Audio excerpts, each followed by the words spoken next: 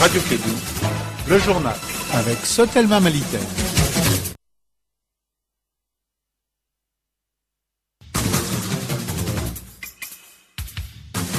Bonsoir à tous, bienvenue sur le réseau Kédou. Voici les grandes lignes de cette dernière édition. Fin de la grève générale de 48 heures de l'UNTM.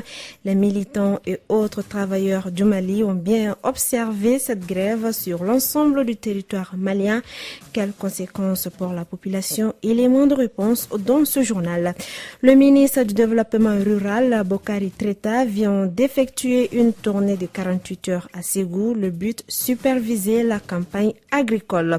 À l'étranger, de nombreux Algériens ont exprimé un sentiment de honte face au drame de la mort de l'attaquant camerounais Albert Ebossé. Le joueur a été tué samedi par un projectile lancé des tribunes après la défaite de son équipe à domicile en championnat. Les détails de ce titre dans un instant avec Assetou Kanté et Oumar Koné à la technique.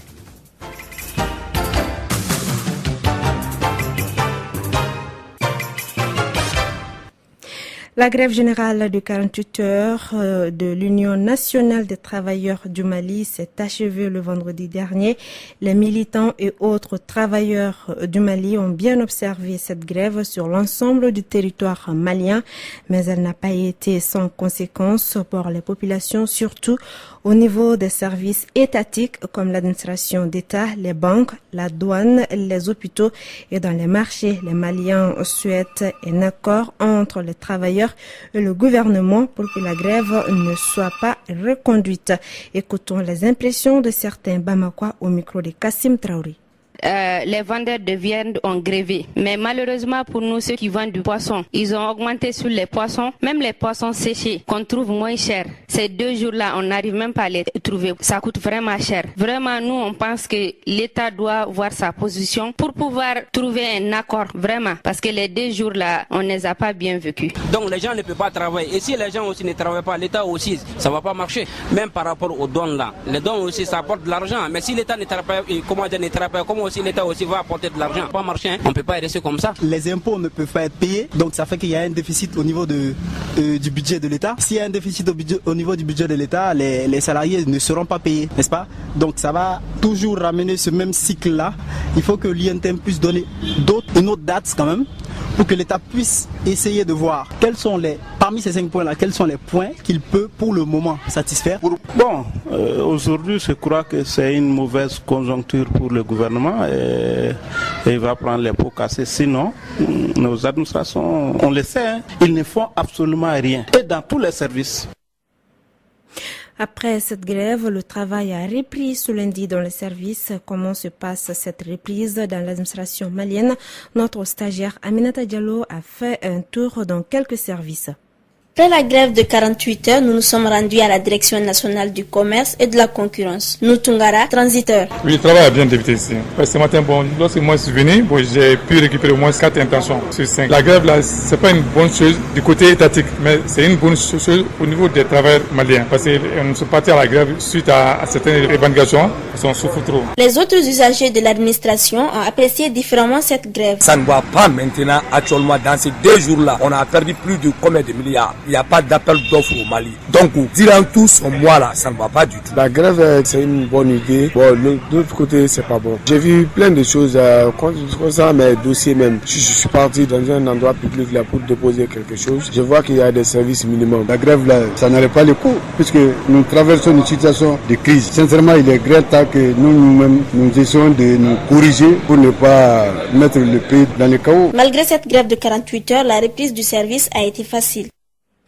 Suite à cette grève, le président de la République reçoit ce lundi le bureau exécutif de la centrale syndicale de l'UNTM à Koulouba. Parlons à présent de santé. L'hôpital Mali Gavardo a organisé du 22 au 24 août 2014 des journées portes ouvertes du rein. Le but était de faire connaître l'insuffisance rénale et comment la prévenir. Le point avec notre stagiaire Assa Sidibé. L'hypertension et le diabète sont des maladies fréquentes au Mali. Ces maladies peuvent dégénérer si elles ne sont pas suivies à temps. Monsieur Jamari Koulibaly. Je suis néphrologue et concerné par cette maladie. Ce que j'ai remarqué, c'est que ces maladies sont pas bien connues de la population, donc, et que ces maladies engendrent un coût social considérable par tout simplement le fait que pour la prise en charge, le service de néphrologie, il n'y en a qu'un seul qui est situé au point G. Dans les régions, il n'y en a pas.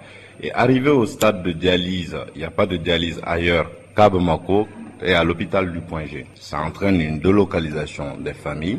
Le traitement de ces maladies demande des dépenses énormes. Quelle est la solution? Ces patients ont besoin de beaucoup de médicaments, notamment pour la tension ou pour le diabète ou pour autre chose, qui sont des médicaments qui sont très chers. Quelqu'un qui est dialysé, qui a perdu son boulot, qui doit acheter ses médicaments, c'est un problème très sérieux. C'est dans ce but-là qu'on s'est dit, tiens, avant d'arriver à ce stade, est-ce qu'il y a une possibilité de faire quelque chose pour éviter que les gens n'arrivent à ce stade-là, stade d'insuffisance rénale chronique terminale ou stade de dialyse? Oui, il y a des moyens. Les moyens, ça passe par la prévention. Comme on le dit chez nous, le dépistage n'est rien par rapport à la dialyse. Alors, ne restons pas à la maison quand il y a une telle initiative. La fondation de la nouvelle banque Coris Bank a octroyé un montant de 10 millions de francs CFA au ministère de la Santé et de l'Hygiène publique. Cette aide s'inscrit dans le cadre de la lutte et la prévention de la fièvre hémorragique à virus Ebola. La cérémonie de remise s'est déroulée au ministère de la Santé. Je vous propose d'écouter la directrice générale de Coris Bank, Kone Aïssata Sidibé, et le ministre de la Santé et de l'Hygiène publique, Ousmane Kone. Au-delà des pays touchés, la fièvre Ebola représente une menace grave et sérieuse pour les populations de l'ensemble de la sous-région et pour les économies de nos États. Conscient de cette situation, le gouvernement malien, à l'instar d'autres gouvernements, a pris des mesures préventives à travers la mise en place d'un dispositif de veille pour parer à toute éventualité. Je puis vous rassurer que vous n'êtes pas seul dans ce combat pour la prévention de l'un des droits les plus fondamentaux des citoyens, le droit à la santé. La Fondation Coris, par ma voix, vous prie d'accepter sa modeste contribution d'un montant de 10 millions de francs CFA pour soutenir et encourager vos efforts de sensibilisation sur le terrain. Depuis la déclaration officielle par les autorités guinéennes de la survenue de cette épidémie dans la République sœur de Guinée, le ministère de la Santé et de l'Hygiène publique a mis en place une cellule de veille pour partager les informations épidémiologiques de la maladie et entreprendre immédiatement les actions de prévention et de riposte à tous les niveaux. Au regard du caractère très contagieux que vous avez évoqué, Madame la Directrice, la proximité géographique de notre pays avec les foyers de la maladie et l'intensité des échanges socio-économiques entre nos pays, la propagation de la maladie est redoutée dans tous les pays voisins. Ebola est toujours Ebola. Les chauffeurs des taxis Guinée-Mali ne croient pas à l'existence et à la gravité du virus Ebola. Notre stagiaire Assa Sidibé a fait un tour à l'autogare de la Guinée, suivant son compte rendu. Aucun taxi n'est en mouvement à l'autogare de la Guinée. C'est le premier constat que nous avons fait de notre arrivée. En s'approchant, on sent que l'Ebola a créé une psychose à l'autogare de la Guinée. Alpha, un chauffeur, a annulé son départ parce qu'il n'a pas de clients. Selon beaucoup d'entre eux, l'Ebola est une farce des Blancs. Notre première impression après avoir prononcé le nom du virus le plus mortel depuis ces 4 derniers mois en Afrique de l'Ouest, certains boudent, d'autres demandent s'ils ont affaire avec des agents de la santé. De plus, d'autres tendent leurs mains pour saluer à la malienne. Donc, ils ne tiennent pas compte des gestes contre la maladie. Ils prétendent qu'en Guinée, il n'y a aucun cas d'Ebola et que ceux qui sont à la tête de l'histoire se servent d'anciens cadavres pour faire croire aux gens qu'ils sont morts suite à cette maladie et chez eux, les malades atteints de diarrhée se cachent pour échapper au soi-disant châtiment des médecins sans frontières. Selon leurs témoignages, la situation leur préoccupe car les voyageurs maliens se rendant au château d'eau d'Afrique se font rares et ceux venant chez nous sont souvent empêchés par les autorités guinéennes de faire le voyage. Le Mali est le seul pays ouest africain qui les accueille, a conclu un chauffeur de taxi. Sur un tout autre sujet, le ministre du Développement rural, Bokari Trita, a effectué une tournée de 48 heures à Ségou. Le but, superviser la campagne agricole durant ces 2 jours. Il a eu une rencontre avec la direction de l'office et autres acteurs de l'agriculture. Et enfin, il a effectué une descente des terrains à Bewane et à Alatona. Après ces rencontres, Bokari Trita s'est dit satisfait de ce qu'il a vu et entendu depuis Ségou au Douba Dambélé. Cette visite de 2 jours a permis au ministre et à sa délégation de faire le constat de l'état d'avancement de la campagne agricole en zone office. Ilyas Goro, PDG Office du Niger. Pour ce qui est de l'Office du Niger pour la campagne 2014-2015, l'Office du Niger envisage d'emblaver 110 000 hectares pour une production de 693 000 tonnes de paddy. Prévoyons également des surfaces maraîchères, disons de près de 17 000 hectares, des superficies de riz, des superficies de maïs de 720 hectares et des superficies de 1000 sorgho de 2500 hectares. Nous prévoyons une production totale, disons, de 771 000 tonnes de paddy. Actuellement, nous sommes à près de 90% des objectifs réalisés. Chose qui amène le ministre Bokari Trita à apprécier la physionomie de la campagne agricole. Je me réjouis de ce que j'ai entendu comme réponse aux questions que j'ai posées relativement à la gestion des engrais. Il m'apparaît que les cas de fraude, de détournement d'engrais ne sont pas légion à l'Office du Niger. Et pour cette confiance-là, parce que nous sommes dans un secteur stratégique, nous devrons nourrir en qualité et en quantité les Maliennes et les Maliens. Parce que je suis sûr qu'à l'issue de cette campagne, il y aurait donc des producteurs méritants, il y aurait donc des encadreurs méritants. Et ce jour-là, ce sera donc leur fête parce que nous allons célébrer le mérite. Au cours de cette visite de terrain, il a été aussi question de la revue des projets et programmes, des difficultés et perspectives en lien avec la gestion du contrat-plan de l'Office du Niger. Merci Douba Dambélé. L'actualité internationale tout de suite après ce jingle.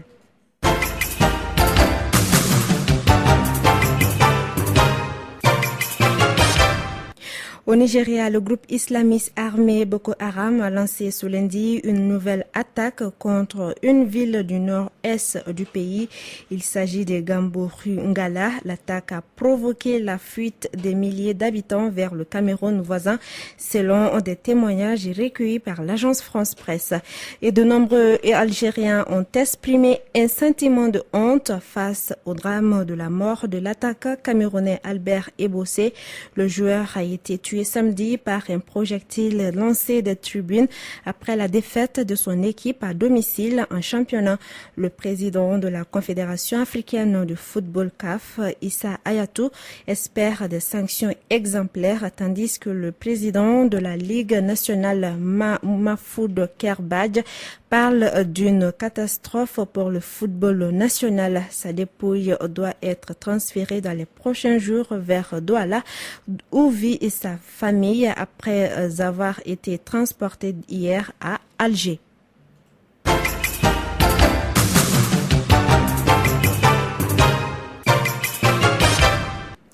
Retour à l'actualité nationale. TAM Voyage prépare ses pèlerins pour le Hajj 2014. C'est à travers une séance de formation qui s'est tenue le samedi dernier à son siège.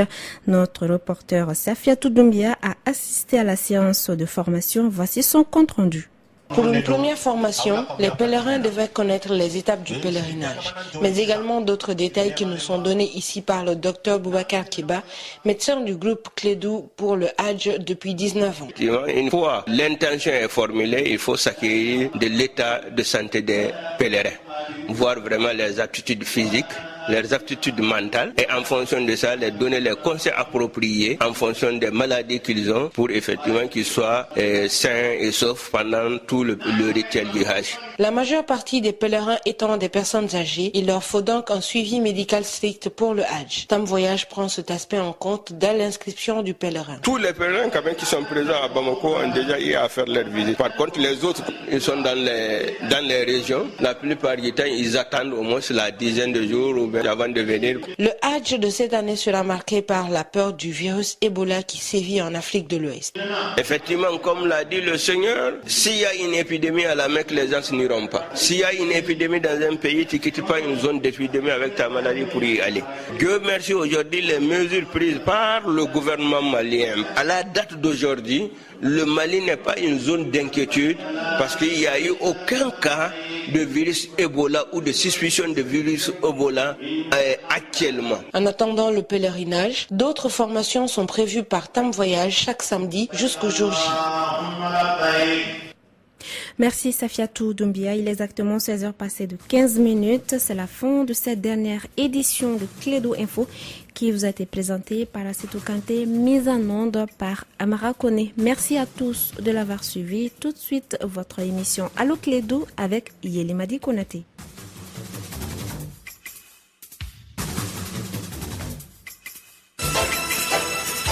Radio Clédo, le journal avec Sotelma Malitaire.